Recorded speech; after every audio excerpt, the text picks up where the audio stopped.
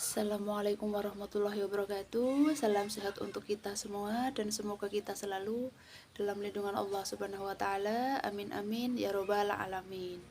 Ketemu lagi di channel saya yang masih mau tetap berbagi pengalaman pengobatan gangguan kelenjar tiroid berdasarkan pengalaman pribadi saya sendiri. Ya untuk teman-teman semua, dari part sebelumnya memang agak lama soalnya saya menjalani kontrol rutin kembali, dan dengan adanya keluhan yang berbeda dari biasanya, akhirnya menjalani berbagai pemeriksaan di polispesialis yang lainnya. Nah, untuk kali ini saya mau berbagi pengalaman kontrol rutin yang saya lakukan untuk bulan Juni ini, karena dari pas sebelumnya saya menceritakan kalau bulan April dan Mei saya tidak melakukan kontrol rutin, terus memang karena hasilnya sudah bagus, tiroidnya normal. Nah, dan bulan Juni ini kebetulan ada keluhan di telinga. Nah, saya mengalami gangguan pendengaran, jadi agak, ya istilahnya agak budek gitu kan. Nah, terus akhirnya terus berdengung juga. Nah, setelah diobat tetes agak mendingan sih. Nah, agak mendingan sih, cuman setelah setelah itu jadi berdengung. Nah, akhirnya saya lanjutkan konsultasi, disarankan dari rumah sakit di Jogja, disarankan untuk ke Poli THT. Nah, jadi gitu teman-teman ya. Kalau kita sudah memiliki riwayat sakit kronis, nah khususnya kalau di sini kan ya saya memang bercerita pengalaman tentang gangguan tiroid. Nah, jadi sebisa mungkin kita mengontrol kondisi tubuh kita, karena dokter pun bilang kalau ibu tidak ada keluhan berarti jenengan sehat bu, tapi kalau ibu ada keluhan berarti memang jenengan lagi tidak sehat atau daya imunnya sedang menurun. Nah, itu jenengan hanya bisa menghindari pemicu keluhan tersebut. Yang pasti kalau tiroid kan memang lebih ke mental dan mood. Jadi sebisa mungkin memang disarankan jangan terlalu stres, jangan terlalu banyak pikiran, jangan terlalu mungkin bekerja berat. Nah, tapi kalau untuk saya sendiri ya teman-teman semua, kalau itu semua kalau tidak berlaku bagi saya. Maksudnya kalau saya merasa sehat, saya harus melakukan kegiatan yang berat gitu kan. Maksudnya pengen melakukan ya pekerjaan apalah yang berat, misalkan bersih-bersih sekitar rumah dengan rutin dan lain-lain, itu kan kalau misalkan ini termasuknya ya mengeluarkan tenaga yang luar biasa gitu kan. Nah, itu seperti itu. Jadi kalau terus pikirannya harus selalu ya sekarang tinggal kita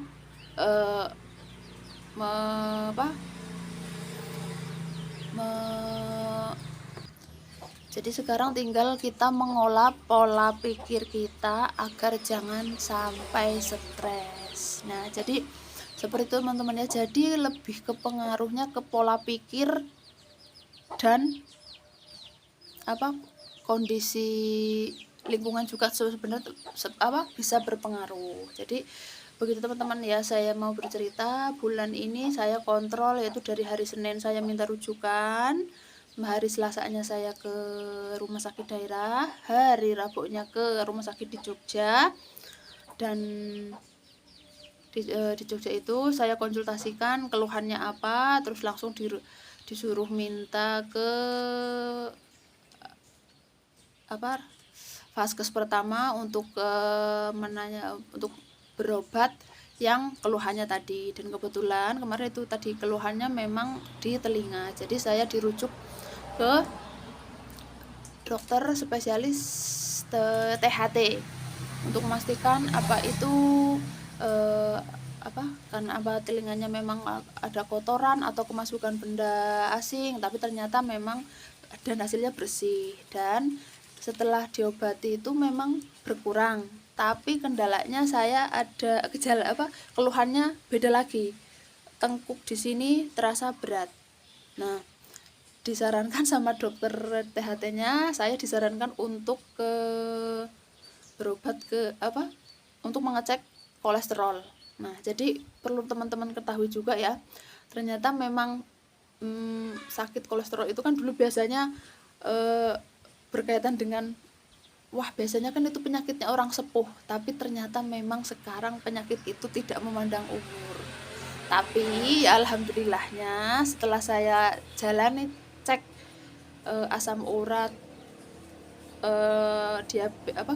kadar gula dan kolesterol, alhamdulillah hasilnya normal. Jadi yaitu kembali lagi ke dokternya di puskesmas. Ya Bu, seperti dari awal saya jelaskan, kalau memang keluhan tiroid kan itu mungkin bisa berpengaruh ke semuanya. Intinya tetap ada komplikasinya. Nah, jadi Ibu tinggal menghindari pemicunya. Jangan sampai stres dan jangan sampai kelelahan secara fisik. Intinya pokoknya lahir batin itu istilahnya harus bahagia, harus seimbang gitu kan. Jadi kita biar tidak ada keluhan. Nah, tapi ya kembali lagi, kita manusia kan pastinya dalam sehari-hari kan pasti untuk berpikir ada terus mengeluarkan tenaga untuk kerja keras itu juga ada. Nah, gitu kan pasti ada seperti itu. Jadi ya pinter-pinter kita mengelola mood dan pola pikir kita aja gitu. Jadi untuk teman-teman semua tidak usah takut, andaikan ada keluhan apapun, karena pengalaman saya sendiri ini ya, saya menggunakan kartu kesehatan, alhamdulillah tercover semuanya. Jadi kita tinggal memikirkan bagaimana kita bisa sampai di tempat fasilitas kesehatan tersebut. Misalkan kan yaitu tadi dari puskesmas ke rumah sakit daerah dan ke rumah sakit pusat. Nah, jadi kita tinggal memikirkan untuk biaya akomodasinya atau transportasinya. Seperti itu ya teman-teman semua. Jadi alhamdulillah pengobatannya tercover dengan kartu kesehatan tersebut. Jadi untuk teman-teman semua yang untuk saat ini memang belum memiliki kartu kesehatan, bisa segera dibuat atau didaftarkan agar bisa memiliki kartu kesehatan untuk berobat. Karena untuk yang perlu diketahui, untuk pengobatan tiroid memang perlu pengobatan jangka panjang. Jadi kita membutuhkan kartu kesehatan untuk berobat. Ya mungkin kalau untuk dari keluarga yang mampu mungkin tidak masalah. Tapi untuk bagi saya sendiri, karena memang saya dari masyarakat menengah ke bawah, jadi memang alhamdulillah sangat membantu dengan kartu kesehatan tersebut. Ya, jadi untuk teman-teman semuanya, apapun keluhannya, ketika saya mengeluhkan di badan saya ada keluhan, insya Allah nanti bisa tercover dengan kartu kesehatan tersebut. Jadi seperti itu ya teman-teman, apapun yang penting dikonsultasikan. Nah, jadi untuk alurnya, jadi teman-teman semua ya, jadi untuk alurnya pun sekarang untuk kartu kesehatan tersebut itu satu poli, itu satu rujukan. Jadi misalkan ya kayak kemarin saya berbagi pengalaman sedikit ini ya, jadi kemarin saya kan khusus tiroid. Nah, khusus tiroid itu saya kontrolnya di poli kedokteran nuklir. Nah, dari situ saya mengeluhkan adanya gangguan di telinga. Nah, terus dan sama dokter dari nuklir disarankan untuk mengambil rujukan lagi untuk ke konsultasi ke dokter spesialis THT. Nah, akhirnya jadi satu poli Jadi satu poli satu rujukan, tidak bisa sekarang rujuk internal itu tidak bisa. Jadi teman-teman yang harus diketahui seperti itu. Takutnya kan teman-teman semua yang belum tahu, misalkan nanti biasanya kan dirujuk dari dalam gitu kan, ternyata sekarang tidak. Jadi kalau karena ya memang dokter spesialis membutuhkan rujukan satu per satu. Nah jadi seperti itu. Jadi mudah-mudahan informasi ini bisa membantu teman-teman semua yang maksudnya masih bingung, masih belum paham kalau rujukan memang dari awal tahun 2023 ini yang menggunakan kartu kesehatan memang satu rujukan dituju untuk satu poli, tidak bisa dirujuk secara internal. Nah, kalau dulu memang pengalaman saya pernah misalkan ada keluhan apa, itu langsung dirujuk di rumah sakit pusat tersebut, terus dirujuk dari dalam langsung ke poli yang dibutuhkan. Tapi untuk tahun ini kartu kesehatan menggunakan rujukan satu per satu, jadi satu poli satu rujukan. Dan untuk teman-teman semua yaitu tidak usah khawatir untuk pengobatan, memang dijamin di tercover dengan kartu kesehatan tersebut. Nah jadi itu pengalaman saya kemarin selama ya awal bulan Juni inilah. Saya berjuang untuk sehat lagi, saya berjuang untuk mengetahui kondisi kesehatan saya, karena memang yang sudah saya jelaskan di video sebelumnya, karena saya memang ada di bulan Mei harusnya kontrol masuk angin, dan akhirnya malah Juni terus habis kontrol sebelum kontrol juga memang ada keluhan. Nah jadinya kan rasanya kompleks, tapi alhamdulillah keluhan tersebut bisa diatasi atau diobati, dan akhirnya sudah untuk sampai saat ini sudah mulai berkurang. Dan jujur memang kendala juga untuk saya share begini terus, soalnya kan memang butuh konsentrasi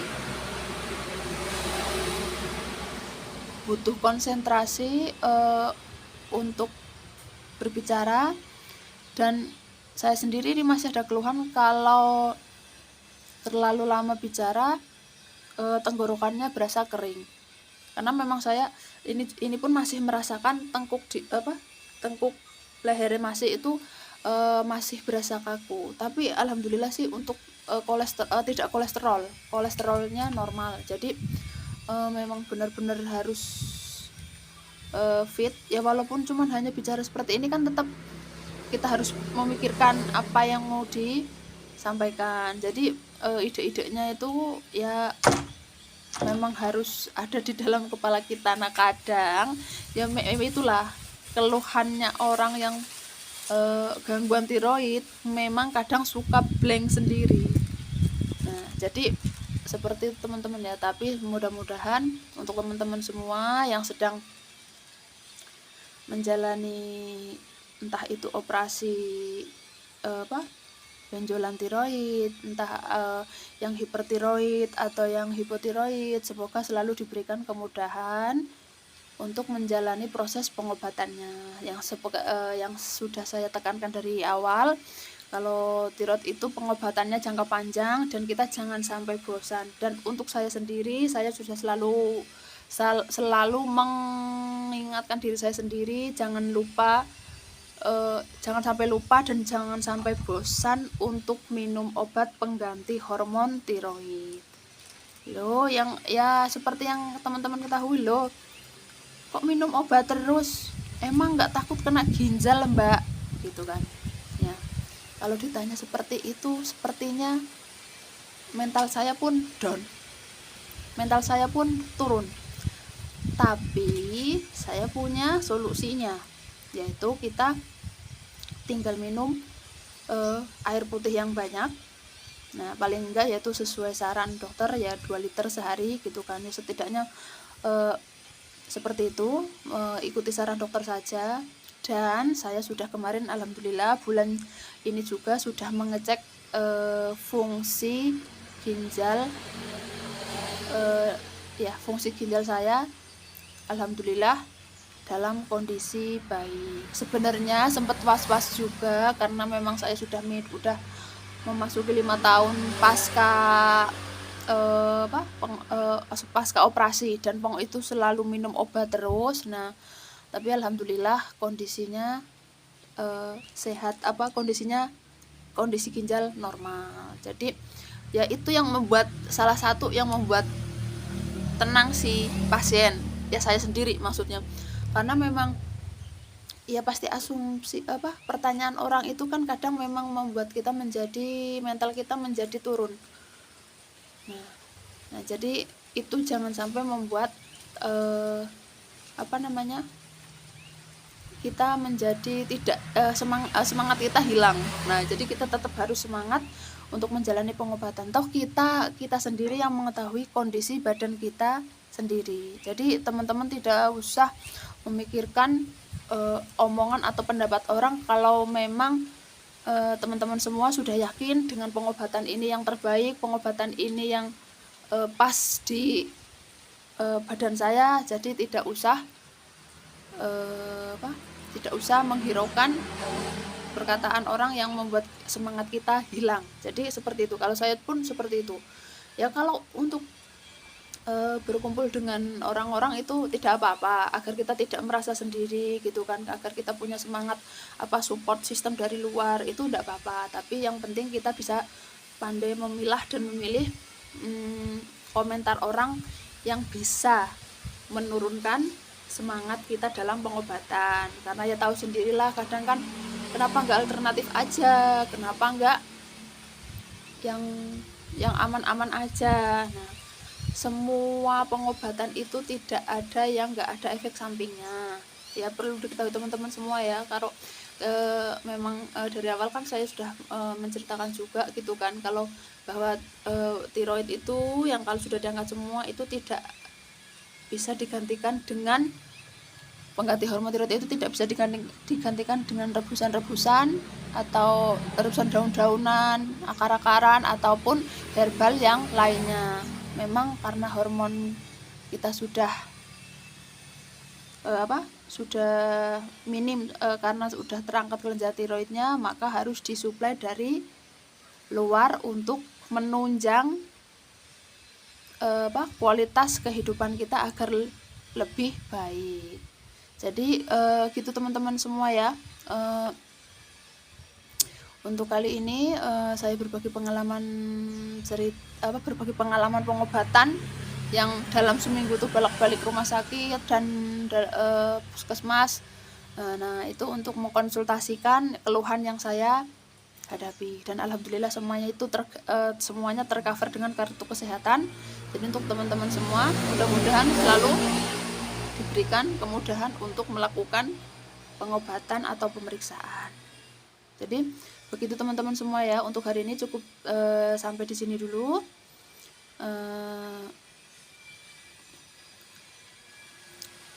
Akhir kata, sehat itu mahal, tapi sakit jauh lebih mahal. Salam sehat untuk kita semua. Wassalamualaikum warahmatullahi wabarakatuh.